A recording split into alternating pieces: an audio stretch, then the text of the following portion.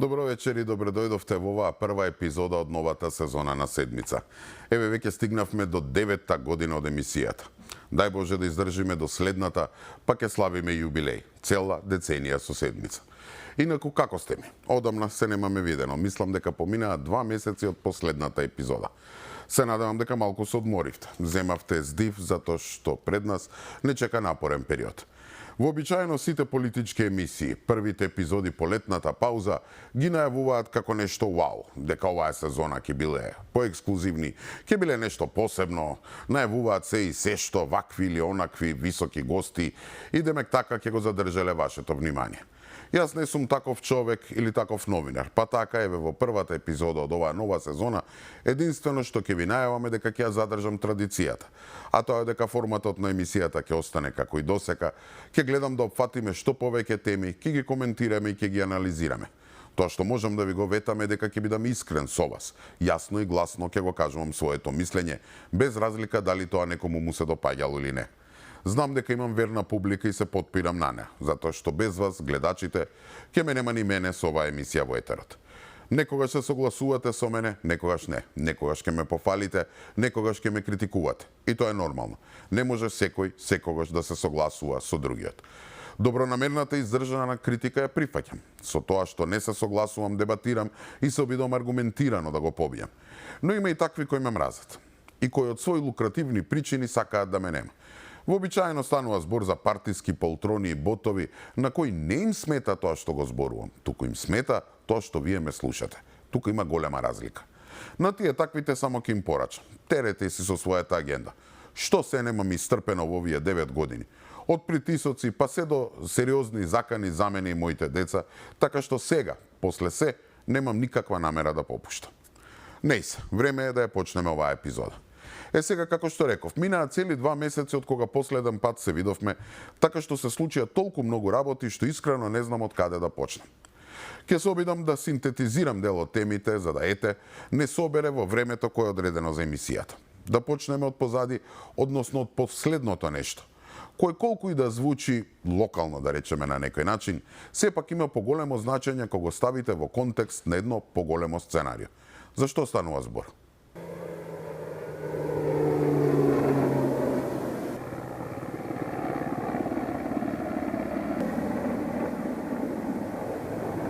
Црн чад го обви Скопје, со часови горат магазини во кои се складирани електронски отпад и пластика. Пожарот во Трубарево е аларм дека Македонија е мета на хибриден напад.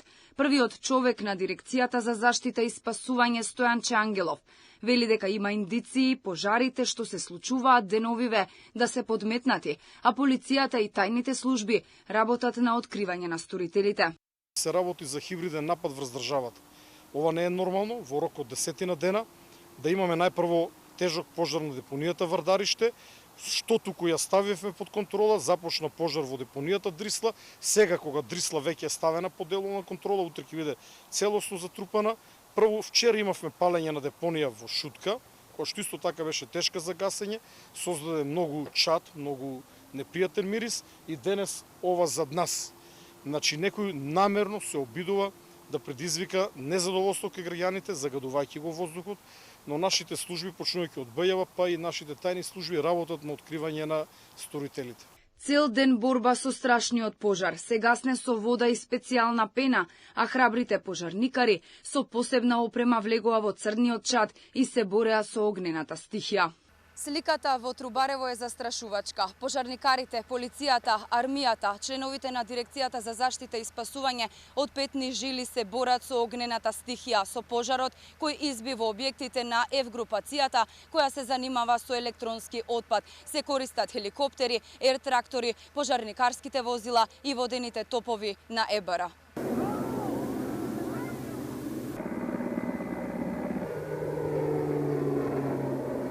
Ангелов, кој од терен ја координираше целата акција во текот на денот, вели дека сите ресурси се користат максимално.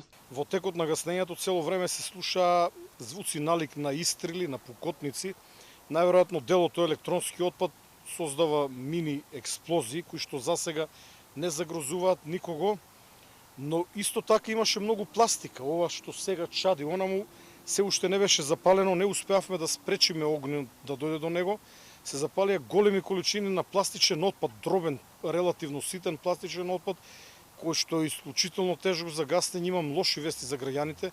Мислам дека гасењето на овој пожар ќе трае малку подолго време. И градоначалникот на општина Гази Баба повика на одговорност. Многу е симптоматично, би рекол, што во краток временски период, особено во овој период пред избори, на територијата на градот Скопје се забележуваат повеќе пожари во краток временски интервал. Навистина жалам што некако смета на ваков начин може да добие некој политички поен, затоа што навистина здравјето на граѓаните е најбитно.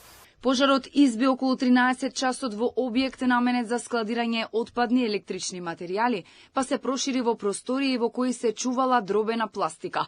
Селото Трубарево се наоѓа на 10 километри од Скопје, а во близина има повеќе населени места како Маџари, Јурумлери, Горно и Долно Лисиче. Ова не е хибриден напад. Ова е класичен и традиционален тероризам.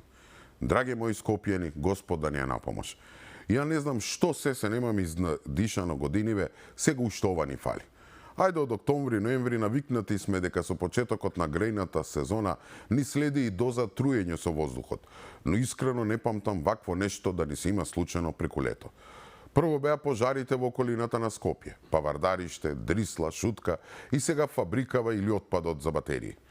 Но ако земете малку подлабоко воздух, ќе осетите дека освен отровите од изгореното ѓубре, изгорената пластика и стопениот литиум, ќе видите дека мириса, односно корне и на нешто сосема друго.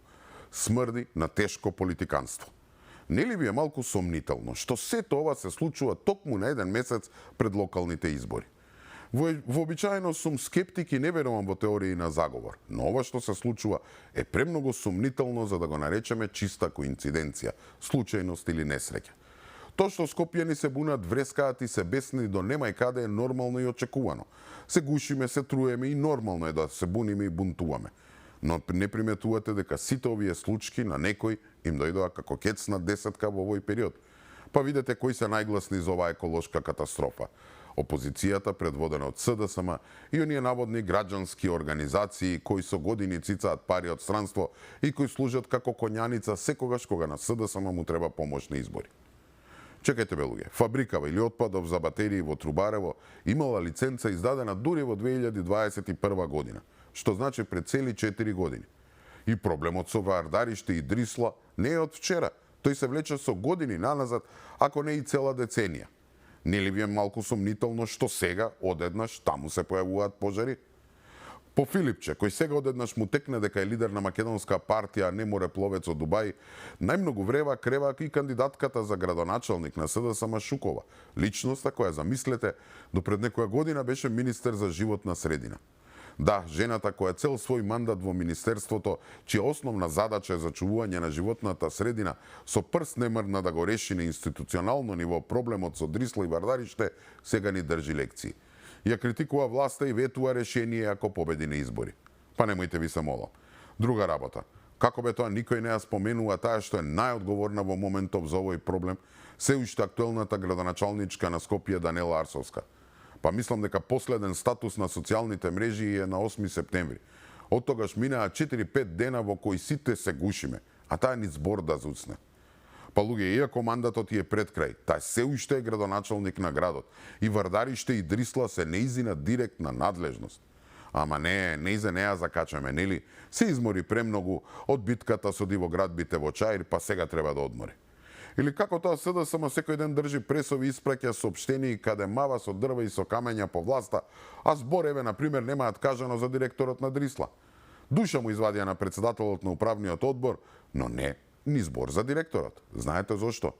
Затоа што е Самир Хусеин, директор на предпријатието Екадар на Дуи.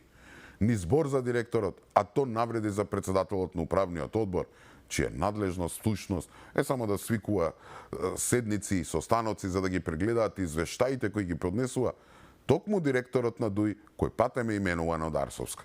И не само тоа, кога веќе се мава по тој управен одбор, што не кажа дека таму 2 члена се од Левица и 1 е од Арсовска.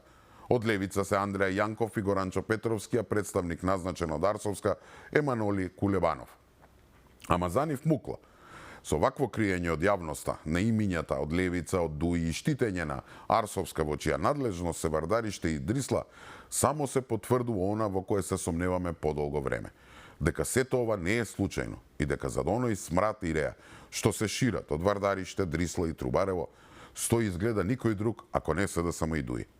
И тука стигнуваме до оној дел што ви го најавив пред да ја почнеме оваа тема, кога реков дека може би делува дека е локална, но има далеку посложено и подлабоко значење.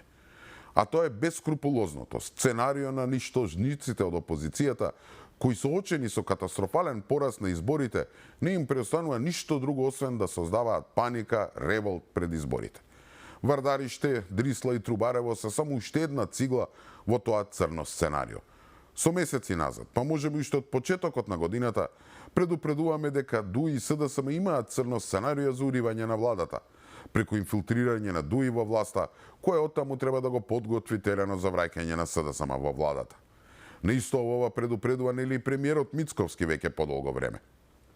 Повеќе од јасно е дека Дуи и СДСМ имаат таен план, но не за народот, туку против народот. Тоа е сценарио мислено и координирано меѓу овие две партии, сценарио за хаос, за политичка магла и за манипулација. Ке бидам многу јасен и многу прецизен, овие избори нема да бидат вратата на Дуи во владата и интригите и игрите од Зајас и Мала Речица нема да поминат. Еден човек ми вели го готвите Дуи да ви биде партнер во владата. Мојот директен одговор е: Дуи уште долго ќе биде во опозиција, затоа што досега не научи ниту една лекција. Не ги ставивме во опозиција за да без ниту една научена лекција се вратат на власт. Тие таму припаѓаат со нивниот коалициски пајтаж во криминалот и ударите по Македонија СДСМ, изјави Мицковски. И ова е само последното од низата предупредувања кои ги слушнавме од премиерот, но не само од него. Па погледнете што се случува во изминатава година и пол откако Дуи е во опозиција и сами можете да дојдете до истиот заклучок. Да се подсетиме само на оние протести кои ни ги приреди Дуи кога Уставниот суд требаше да расправа за спорниот закон за двојазичноста. Да не бе американците кои со ставањето на груби на црната листа им го уништија планот, кој знае како ќе завршеа тие протести. Сигурно со насилство. Да не правиме муабет за сите оние скандирања по стадиони, каде ако македонците скандираат се живо и диво се јавува да се огради и осуди. Ако тоа го прават навивачки групите на албанци, посебно тие блиски до Дуи, тогаш никому ништо. Ви текнува на пожарите летово. Ајде што повеќето беа подметнато, туку видете и во кои региони беа подметнати. Ви текнува? Слично и сега со Вардариште, Дрисла и Трубарево, каде во вториот случај најзасегнат е директор на Дуи. И ова се само неколку примери, а ги има многу. Но целта е јасна. Да се предизвикаат немири, да се затегнат меѓуетнички односи до ниво да пукнат, да се сее страв и паника меѓу граѓаните. И не мора тоа да се само улични протести или затегнати меѓуетнички односи. Туку едноставно целта им е да се сее страв, сите да живееме уплашени. Според моје мислење, главната улога во сето ова ја имаат интегративците со логистичка поддршка од социјалдемократите. И се додека си го спроведува ова сценарио, Ахмета и Еве Летово почна да пишува и писма. Последното пред некој месец дури ме возбуди. Му се обрати на македонскиот народ и тоа, замислете, на македонски јазик. Добро, не говорно, туку на писмено. И што ни порача? Ништо. Писание полно со зборови без содржина и без визија. И стари трикови со кои сака да го сокрие неуспехот во време кога и неговите најверни меѓу албанците веќе изгубија довербата во него и Дуи. Откако со месеци, па еви години и пол, упорно немава со национализам, сега му текна да глуми миротворец. Вели, цел живот бил за обединување, за соживот и за заедничка Македонија, ама затоа што се борел, за тоа бил прогонуван. Се жали дека на сцена стапила онаа стара југословенска политика, која, замислете, нему и на албанците му го спореле јазикот, знамето, правото на еднаквост, како и правото на постоење. Чекайте малку, па не беше неговиот Пулен Османи, оној кој ете сега трча во Чаири, ова го нарекува референдум, што во име на нас, македонците, подпиша капитулација пред Бугарија, токму затоа што бугарите нас ни го спорат истото, јазикот, нацијата, правото на еднаквост и правото на постоење. Каде беше тогаш да зуцне нешто? Тогаш не му требавме, ниту македонците, ниту албанците. Тогаш им требаат тендерите. Па во описанието уште и вели, цитирам, јас и албанците се залагаме за унитарна, заедничка и еднаква Македонија. Ниту повторно моја, ниту повторно твоја, туку секојаш наса Македонија. Абе што да ви кажам, солзи ми потекоа додека го читав. Значи човекот кој од Косово и со поддршка на тамошната УЧК ја започна војната во Македонија, кој е одговорен за тешки злосторства, Сега ќе ни глуми миротворец. И не само тоа. Замислете, сите оние истраги за криминали и корупција што се водат и отвараат за функционерите на ДУИ, биле измислица за да се прикрие етнички прогон. Кој црн етнички прогон? Пред било што да побарате, прво вратете ги милионите што ги украдовте, кои што се здиплени не само од нас македонците, туку и од нашите сограѓани албанци, кои на овие локални избори дефинитивно ќе ви испратат во историјата. Токму заради ова испраќање во историјата, Ахмети оди на се или ништо. Целта е да го спаси ДУИ од одговорност за криминалите, па дури ако треба и насила ќе отвори вратата за да влезе во владата и оттаму да го руши ВМРО ДПМН. Сценарио слично на тоа од 2008 и 2017 година. Тоа предвидува со сите средства, па ако треба ете и со хаос и сеење страв, да ги освои двете клучни места за албанците, Чаир и Гостева.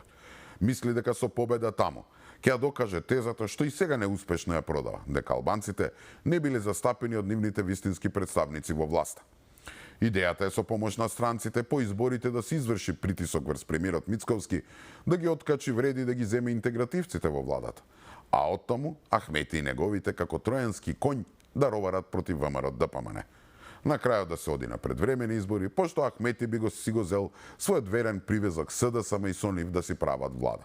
Познато ви е, нели? Сценарио веќе видено во минатото.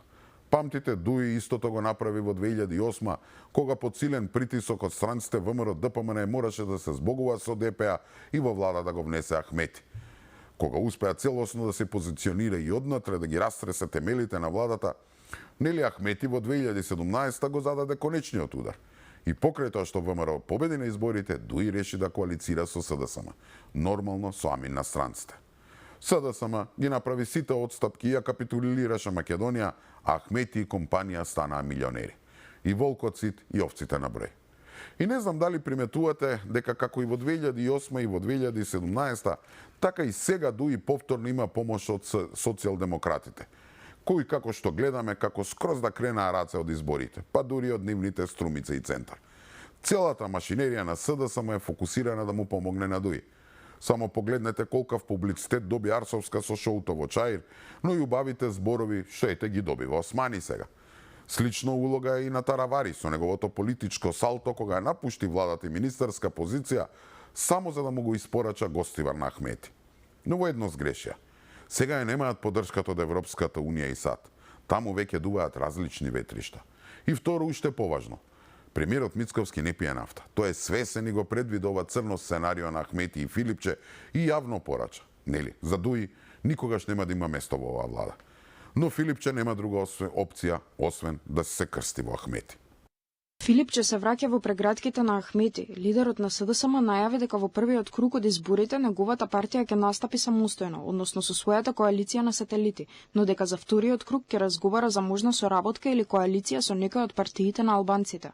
Имајќи в предвид дека односите со Вреди им се како на нож, се претпоставува дека коалицирањето би било со нивниот долгогодишен партнер ДУИ. Во однос на коалициите, во првиот круг на изборите настапуваме со нашата постоечка коалиција.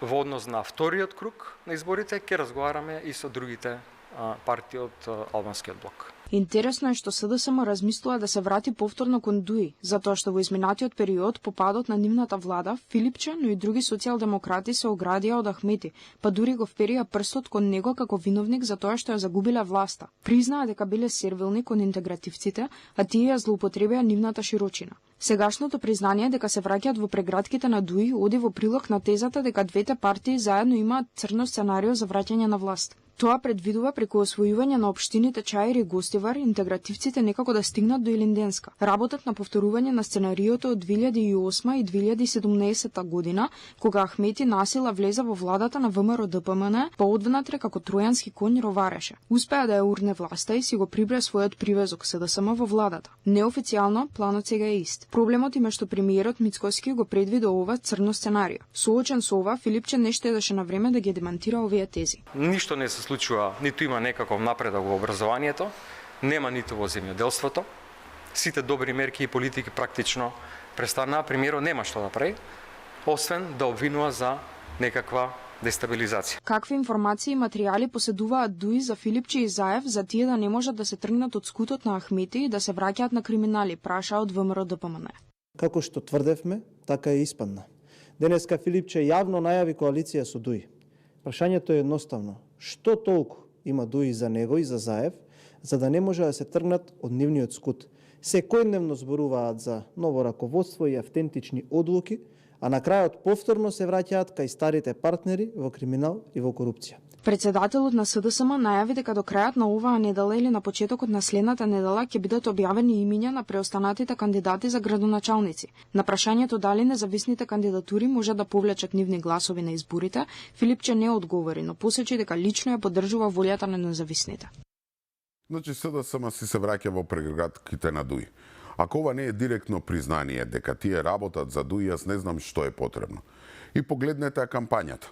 Водоводи, патишта, осветлување, базени, раскрсници, нов асфалт, чисти населби и улици, купишта проекти, наспроти, критики, обвинување и безидејност.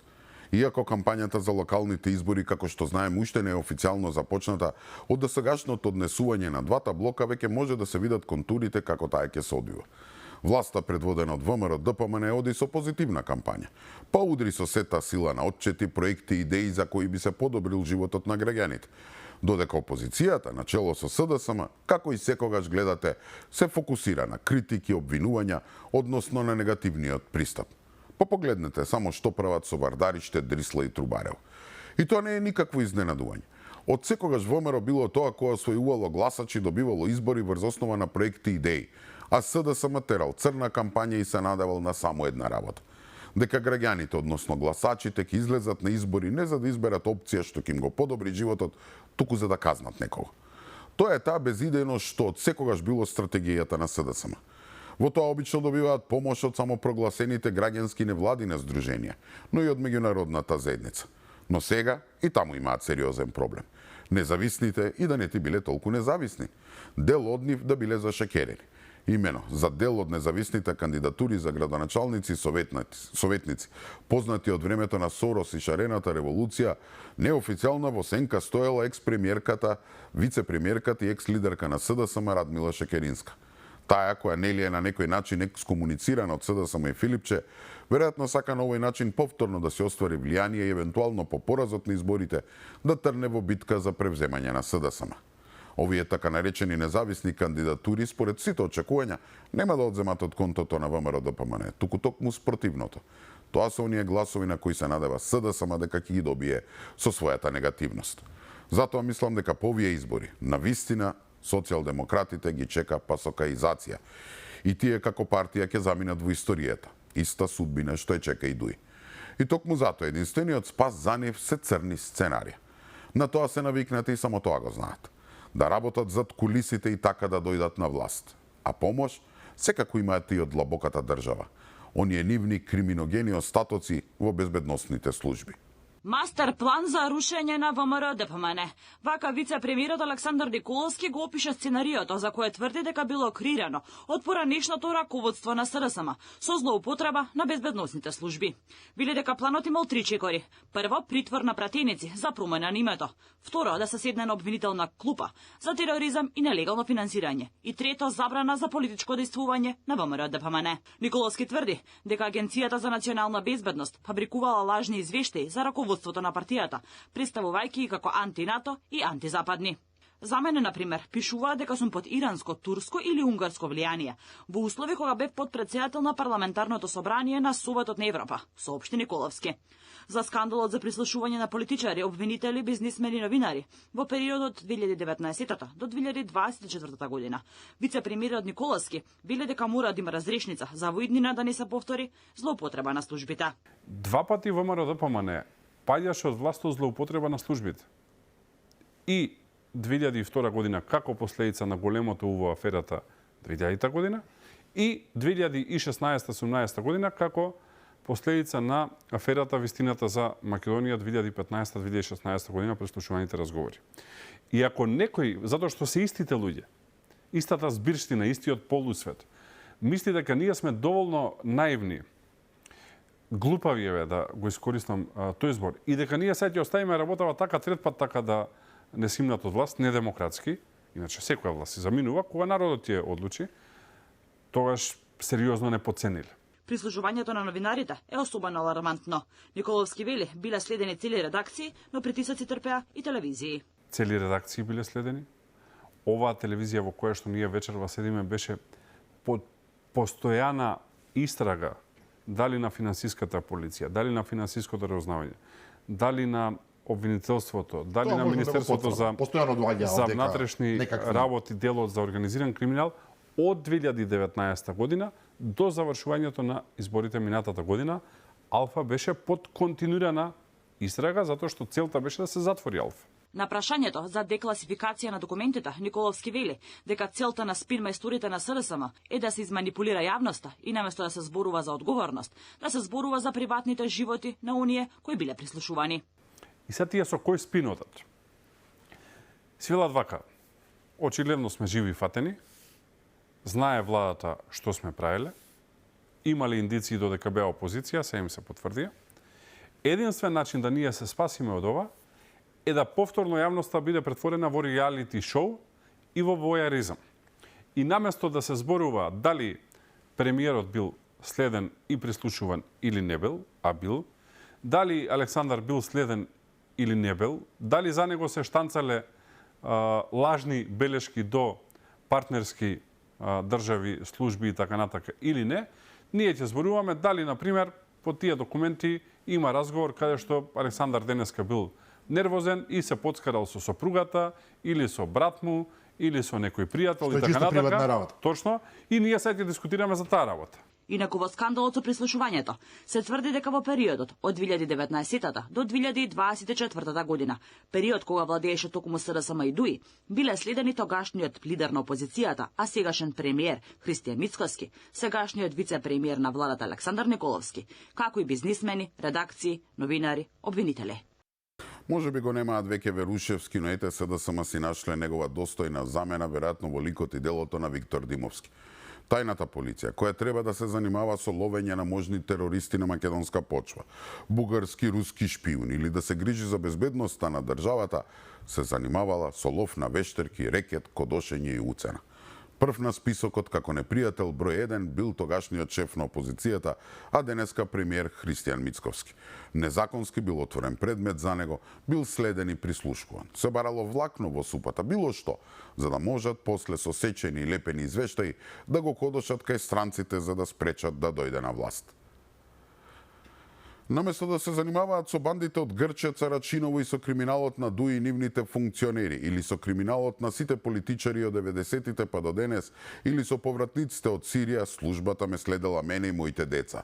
Тоа може да го направи само болен ум. А тој болен ум може да најде медиокритети, кои потоа ќе го правдаат тоа на секој можен начин по медиумите, тврдејќи дека службата си ја вршела својата работа, следејќи криминалци, па случајно Мицковски се фатил на јадицата. Ако било така, зашто не сум уапсен? Ако сум направил нешто компрометирачко или противзаконски, зашто нема пријава против мене? Ако сум ловен преку други, тогаш за нив ќе има документација. А вака само за мене има. Тотално небулоза им е тезата и срам ми е и дури да ги слушам како се препелкаат и претаат со рацете. Вели во интервју за Дојче Веле премиерот Мицковски. Веднаш по него на списокот се вице-премиерот Николовски, пратеникот Ковачев и Антонија Милошевски, кои се не. Друго име што се најде на списокот е контраверзната обвинителка Вилма Русковска, личноста што ги водеше сите предмети кои им беа важни на СДСМ и ДУИ. Од 27 април па се до тортурата врз бившите функционери на ВМРО ДПМН и на крај предметите за оние кои требаа да кренат рака за промена на името. Но не само Русковска. Тие би си ги следели сопствениот министер за внатрешни работи Оливер Спасовски. Ајде за премиерот можеме и да претпоставиме зашто го следеле. Нели во него гледале закана за својата власт. Не велам дека е оправдано, но ете, можам да најдам некоја причина. Се плашеле дека ќе дојде на власт и ќе ги гони. Но зашто ја следеле Русковска и Спасовски? Можеме само да претпоставиме. Веројатно да проверат дали се апси како што е нарачано, случајно да не се сгреши или пак уапси некој нивни. Нели Русковска и самата призна дека заев и вртал да се пазари за гласањето на промената на името. По неа за СДСМ и ДУИ државни непријатели биле и новинари. Следени и прислушувани се Златев, Ландов, Курир, Република, Нетпрес и мислам дека тука не е крајот на списокот на новинари. Еве, слушнавме дека веројатно таму и Алфа телевизија ништо страшно, мислам ништо изненадувачки ако и јас не сум на тој список. Според тоа што е објавено во медиумите, овие личности се само мал дел од луѓето што биле прислушувани и следени. Списокот е голем. Според некои медиумски извештаи, мала група во АНБ ја киднапирала институцијата и си ги користела ресурсите за лични и политички цели, вклучително и за влијание врз притвори и рекет. Значи нема. Секогаш кога се нарушува безбедносниот систем и ни се случуваат дувла, големо уво, било што, главната улога ја има СДСМ. И кој е одговорот на овој последен скандал? Да се декласифицирале документите за да се видело кој што правил. Ја мајката, тие бре сакаат ново шоу. Целта со барањето за декласификација е да се разводни темата и дефокусира вниманието на јавноста. Сакаат сите да се занимаваме со содржината на разговорите, а не со тоа кој незаконски го правил. Да имаме шоу од типот кој, што, за кого кажал, кој кого критикувал, кој изборел за кого зад грб, дали некој може би имал и швалерка и слично. Сакаат само ново реално шоу, слично на она што го правеше прво Црвенковски, кога, ако памтите, делеше папки на политичари и новинари, а потоа тоа го усоврши Заев со објавување на разговорите на пресконференции на YouTube. Не, драги мои, тоа нема да го добиете. Тоа што сега мора да добиете е правна разрешница. Обвинителството и главниот обвинител Коцевски веќе не смеат да молчат пред фактот дека некој ги злоупотребил Агенцијата за национална безбедност и Агенцијата за разузнавање. И тоа за политички пресметки може би рекет. Тоа треба итно да реагира обвинителството и да спроведе темелна и транспарентна истрага. Луѓе незаконски бил следен лидер на опозицијска партија, новинари, бизнисмени и други партиски функционери. Така што ако Коцевски обвинителството продолжат да молчат и овој случај повторно биде забошатен, тогаш јасно како бел ден ќе биде дека тие штитат политичката мафија и ја држат во заложништво правдата во оваа држава. Во досегашната историја на Македонија, две реформски, патриотски влади, формирани од ВМРО, ДПМН, беа соборени од безбедносно-политички кризи, кои не можеа да се случат без мешаност на безбедносните служби. Првата нели беше војната од 2001 година, која, ако памтите, почна во 2000 година со првиот скандал со прислушкување во кој СДСМ тогаш ја обвинуваше владата на ВМРО ДПМН дека во нецелите 2 години на власт толку демек владее со службите што почнала да ги злоупотребува за прислушкување. Тогаш немаше YouTube, па нели Црвенковски ги докажуваше своите тврдења со некои спринтани документи, делеше папки и слично. Политичката криза која предизвика овој скандал придонесе многу за војната, од која Дуе излезе како воен, а СДСМ како политички победник. Втор пат, кога безбедносните служби повторно беа во центарот на скандалот, беше нели со прислушкувањето од 2015 година. И повторно истата приказна. ВМРО прислушкувало, се снимале сами себе, но не и опозицијата, а ги оставиле снимките на дофат на агенти кои биле толку згрозени од злоупотребите, што морале тоа да го однесат во СДСМ и да го искористат како изговор да почне кампања за уривање на владата. И тоа се поддржано од странски држави и странски дипломати и служби. Коалицијата СДСМ и ДУИ повторно профитираше. Колку не чинеше тоа, како држава, знаете сами. Промена на име, продолжба на идентитет, јазик, историја и што се не. И сега по овие две искуства, кои Македонија едва ги преживеа, од кои излезе, нели, како што реков, ново име, понижена, внатрешно нестабилна, јасно е дека задача број 1 за новата, трета поред, вистинска македонска влада, оваа, е да се справи со токсичниот центар на моќ кој ги предизвикува овие кризи. Немаме друг избор, освен да расчистиме со таа длабока држава, контролирана индиректно од СДСМ и ДУИ, која уништува Македонија. Мора да се стави крај на ова. И тука мислам дека е веќе време да одмориме со еден блок реклами. Останете така, се враќаме веднаш.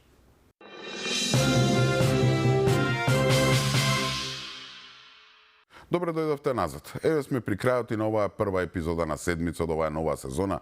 И тука на крајот ни останува уште малку време да прокоментираме тема која не стигнавме да ја коментираме во првиот дел. Зашто станува збор? Резолуцијата на социјалдемократите ќе биде подготвена неделава, а веќе од следната и испратена во законодавниот дом. Од СДСМ се отворени за дебата и оставаат простор да се дополни текстот со предлози на другите партии во однос на позициите на Македонија на евроинтегративниот пат. Во содржината се очекува да има рокови за спроведување на уставните измени, но нема рок до кога резолуцијата да се најде на седница. Председателот на партијата Филипче очекува документот да не се злоупотребува во изборната кампања. Сметам дека е најдобро да партиите ја разгледаат, да дадат своји предлози и после тоа да ја дебатираме во парламентот, за да едноставно не се сето ова злоупотреби или искористи за било какви теснопартиски интереси, поради тоа што е многу важна тема. Регионот оди напред, може да направиме да до локалните избори, нека се разгледува материјалот, убаво, нека дадат сите сугестии, веднаш после изборите да дебатираме. Можеме и претходно. Јас сум отворен за сите опции. Премиерот Мицкоски најави дека ВМРО ДПМН ќе учествува со своји предлози во текстот на резолуцијата, но најпрво да се увери во искрените намери на политичките опоненти. Претходно од владеачката партија изразија сомнеж дека документот кој се уште не е познат за јавноста е само задоволување на бугарските барања. Ако мисла дека ние априори ќе ја прифатиме, тогаш наистина јас сум збунет, бидејќи демократијата така едноставно не функционира. Што јас со радост ја очекувам декларацијата и се надевам дека ќе имам неколку дена можност детално да навлезам во суштината, целите и намерата на истата и ние како ВМРО ДПМН да учествуваме во делот, текстот на таа декларација за црвена линија.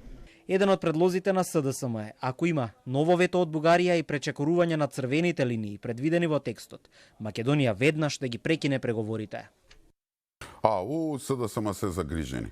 Загрозени биле преговорите меѓу Македонија и Европската Унија и тие морале да преземат нешто за да ги одблокираат. Велат, оваа влада не била заинтересирана и затоа бараат во собрание да се усвоила резолуција со македонски црвени линии, кој ќе гарантирала на некој начин дека македонските интереси немале да бидат загрозени и дека така ќе се одблокирале преговорите со Унијата. Кои бе црни преговори? Македонија нема започнато преговори со Европската Унија. Тоа е факт. Тоа што СДСМ и ДУИ цели 7 години лажеа со разни датуми слично едноставно не постои. Да, Македонија одржа една церемонијална заедничка конференција со ЕУ во Брисел, но тоа како што сите знаеме не означуваше почеток на преговорите. Убаво сите знаеме дека услов за вистински почеток на било какви преговори и разговори за отварање на било кое поглавје се уставни измени или едноставно, додека не ги ставиме бугарите во уставот, нема преговор. И не само тоа, нема европски функционер или било кој државник на било која земја од Европа кој ни нема потврдено дека и да ги ставиме бугарите во уставот, не постојат гаранции дека Софија утре нема повторно на било кое поглавје да ни стави нова рампа. И оној предлог на Филипче, ако Бугарија стави уште едно вето одма да ги напуштиме преговорите, е само нова манипулација и замка. Зошто? Затоа што де факто Бугарија и сега и формално нема ставено вето. Со прифаќање на францускиот предлог, самите прифативме проблемите со Бугарија да станат проблеми со Европската Унија, односно дел од преговарачката рамка. И сега, откако распродадоа се што можеше од Македонија, бараат консензус и резолуција. Да слуша човек и да не верува. Што не мислат овие од СДСМ? Дека сите ние во Македонија пиеме нафта? Каде беа црвените линии кога најблискиот другар на Филипче, оној со кој пловат со јахти по Халкидики, Зоран Заев, со поддршка од Ахмети, го истуркаа на сила Преспанскиот договор, со кој го смени ликот на Македонија и не прогласи за северни? Каде беа црвените линии кога и покрај неуспешниот референдум насила, со уцени и закани го сменија уставот? Каде беа црвените линии кога истиот тој Заев, во чија влада беше и Филипче, стави подпис на договорот за добрососедство со неговиот, како го вели, брат Борисов? Каде беа црвените линии кога СДСМ и ДУИ го прифатија францускиот предлог со кој го прешкртаа јазикот, историјата и идентитетот? И каде беа црвените линии кога Османи го потпишуваше оној фамозен протокол? Да не имаше тогаш консензус од сите политички партии и уште поважно, да не имаа дозвола за такво нешто од народот? Не. Се што беше црвена линија ја прегазија. Убаво им порача председателката. После толку бели линии, апсурдно е сега да се зборува за црвени. Тие референдум не испочитуваа не па некоја си линија. И тоа што е најинтересно е што Бугарија и СДСМ се на иста линија. Констатацијата на Филипче дека ништо не се случува во Македонија во однос на евроинтеграциите, односно дека тапкаме во место, пред некоја недела беше споделена и од бугарскиот министер за надворешни работи Георг Георгиев. Тој во писмо испратено до неговите колеги од Европската Унија тврди дека статус квото во преговорите се должело на фактот дека Македонија упорно чекала наместо да работи. Бугарија од секогаш го побивала аргументот дека Македонија чекала предолго. Токму ова е проблемот. Скопје чекало наместо да работи, вели Георгиев. Оваа негова теза е речиси идентична со таа на Филипче, кој деновиве нели најави, најверојатно од утре, дека ќе ја поднесе резолуцијата. Тврди дека актуелната влада не правила ништо во однос на интеграциите и дека најлошо било да не се прави ништо. Значи резолуцијата на СДСМ во суштина е само ветер во грб на бугарските барања, затоа што со неа се бара владата да ги направи уставните измени, односно да ги ставиме бугарите во уставот, со што ете ќе се откочил диалогот со Брисел, па потоа ако имало ново вето од Софија, тогаш ќе му ја мислиме. Па немојте ви се молам. Зарем малку штета направивте, па сега уште и преку резолуции сакате ВМРО, односно целото собрание, да го вовлечете во вашето ѓубре и повторно тоа да го правите безсогласно со народот. И тука мислам дека е време да ја завршиме и оваа епизода на седмица. Се надевам дека го задржа вашето внимание. Со Господ напред, се гледаме за една недела во исто време, на исто место. Имајте пријатна вечер.